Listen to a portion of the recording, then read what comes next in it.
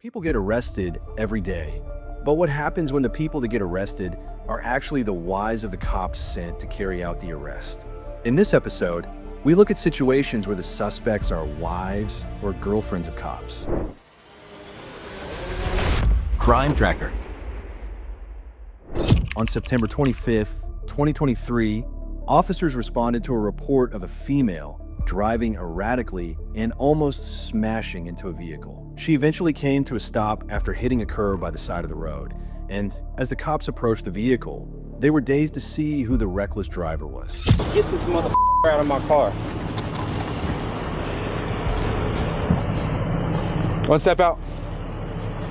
Get out. While a cop approached the suspect, asking her to leave the car, the other cop seemed pretty angry and even mentioned that the car was his. That was the suspect's boyfriend, Sergeant White. Sergeant White was greatly invested in the case, as he had much more to lose than his car and the girlfriend, Desiree. Oh, you can stay in the car. Just give me your key fob. Where's the key fob, girl? Do you have it on you? No. There it is.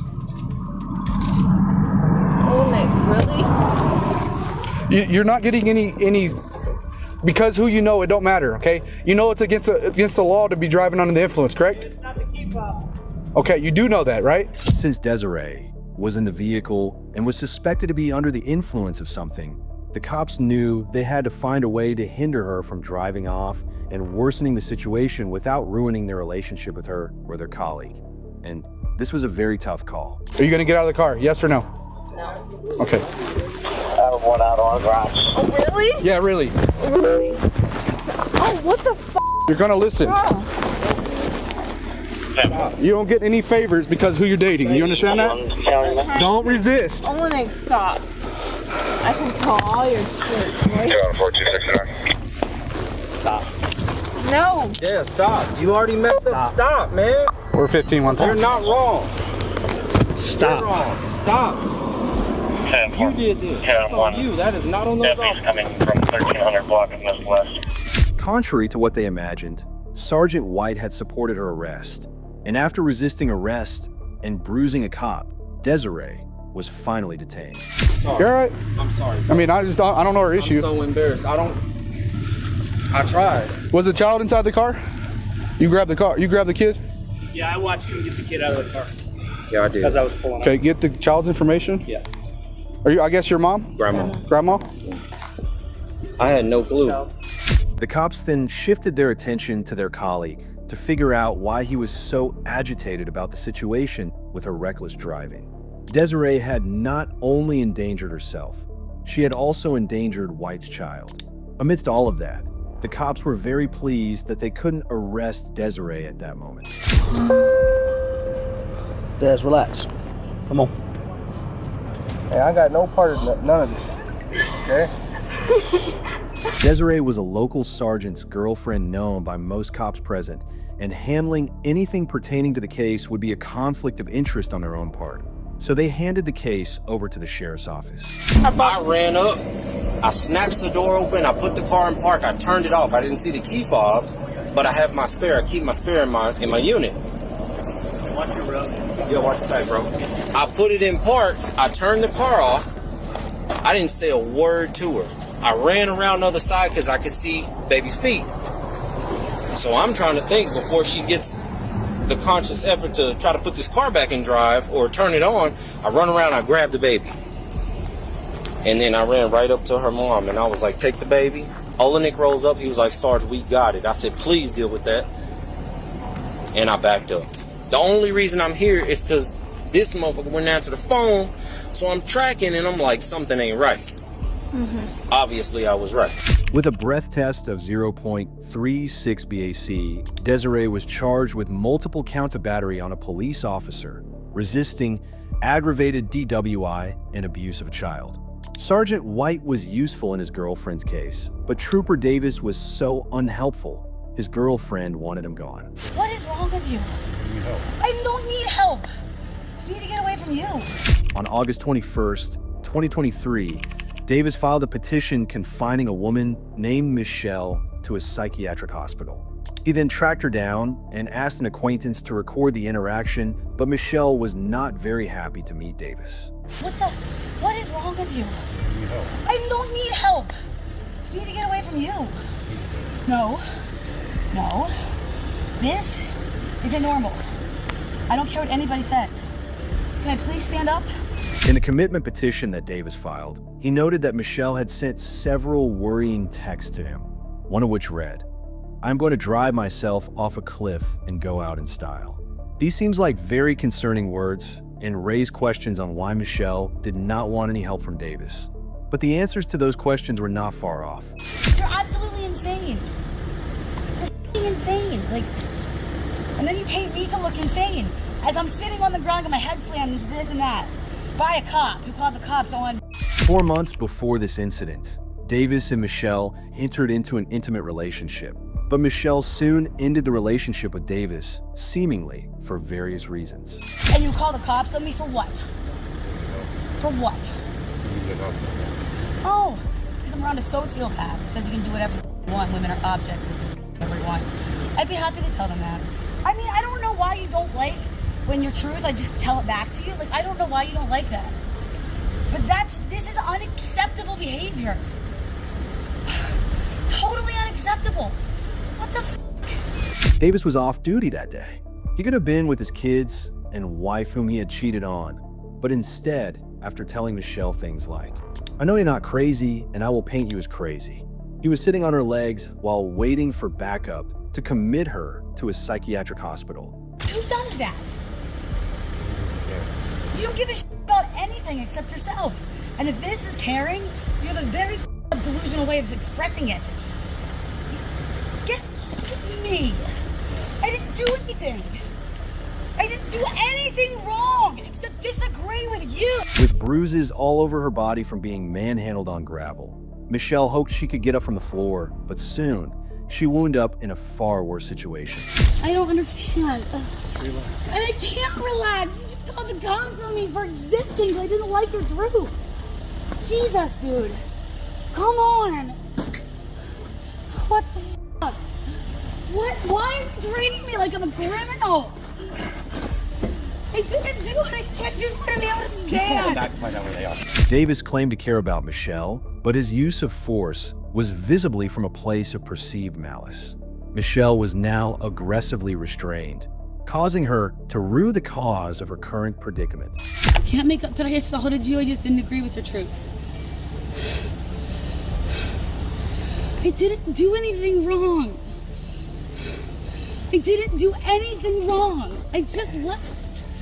I don't understand. Moments later, backup arrived and Michelle was committed to a psychiatric hospital, but was released 5 days later after displaying no suicidal thoughts as alleged by Davis, her ex-boyfriend. The texts she sent to Davis were only a metaphorical indicator of her feelings in the relationship, and Davis was remanded to jail without bail with a litany of charges, including strangulation, unlawful restraint, and official oppression. Davis claimed to arrest his ex out of care. The next cop did not stay to own up to his own actions. Who showed up? My husband.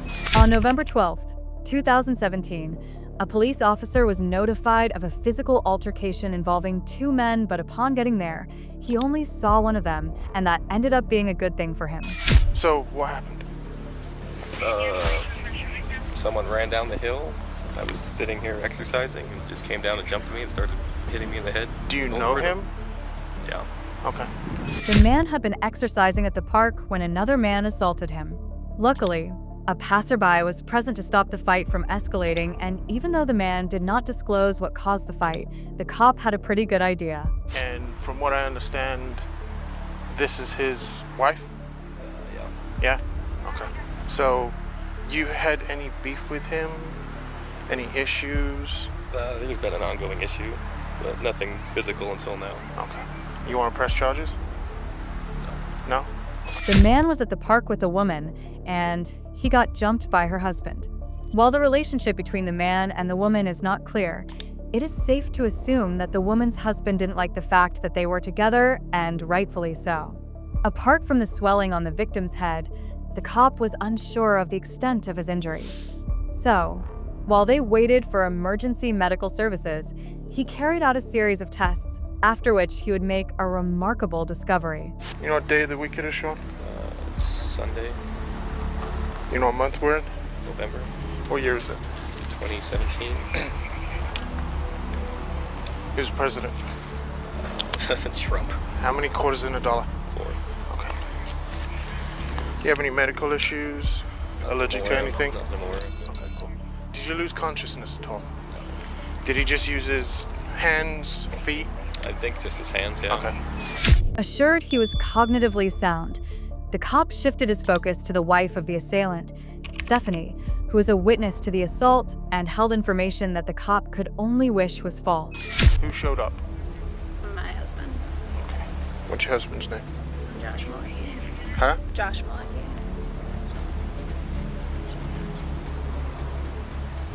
Josh is in APD, Josh?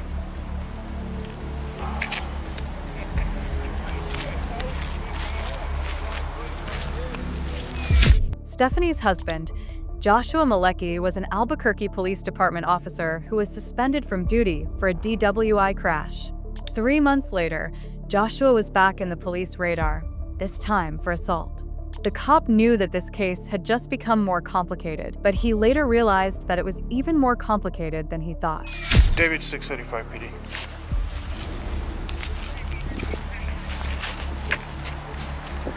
Can you have a supervisor respond out here, please? Negative code. The cop radioed in a supervisor to get clarity on handling the case, now knowing that the assailant was a police officer, well trained in combat and use of firearms. The cop was surprised by the victim's resolve. So, I'll ask you again, Sean, do you want to press charges? I mean, it's totally up to you. If you don't feel safe,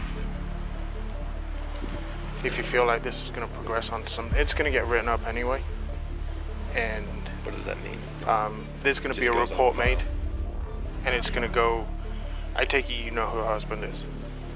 Yeah. So it's going to go up through the department. You know who he is too, right? Yeah. It's going to go up through the department, and it's going to go to internal affairs because he still is an employee.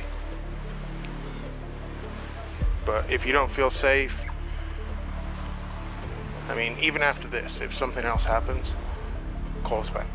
I'm going to give you a case and a CAD number, and you can reference it off of that. The man refused pressing charges against Joshua, but instead expressed concern for Stephanie, who thought herself to be the cause of her husband's problems. That time when he did his whatever, he was coming to try to find me, I'm pretty sure, so. Oh, the incident? The incident. Yeah.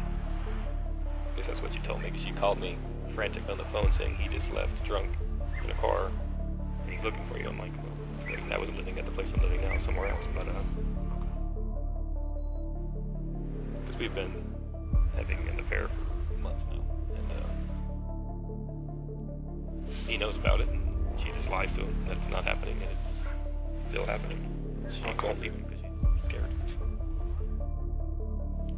3 months before this incident, Joshua and Stephanie had an argument about an affair with this man, and then, while drunk, Joshua drove straight for the man's house, which resulted in his police car crash.